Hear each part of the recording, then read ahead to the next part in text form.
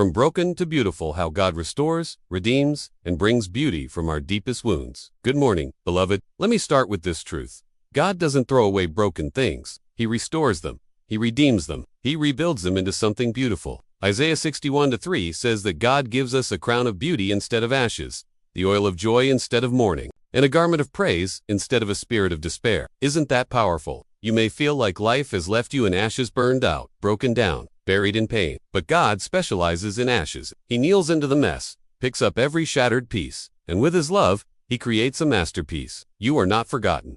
You are not too far gone. You are not too damaged. Psalm 147:3 says, He heals the brokenhearted and binds up their wounds. When we place our brokenness in His hands, it becomes the very place where His glory shines bright. Remember the woman at the well in John 4? Rejected, wounded, carrying Shemaiah?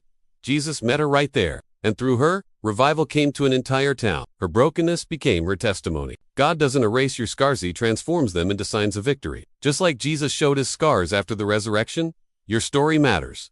Your pain has a purpose. Your past does not disqualify. UIT prepares you. So whatever you've been through, don't hide it, surrender it. Because in the hands of the potter, the cracked clay becomes a vessel of honor. From broken to beautiful, from pain to purpose, from sorrow to song. And in the end, as Romans 8:28 promises, God works all things together for the good of those who love Him. So hold your head high.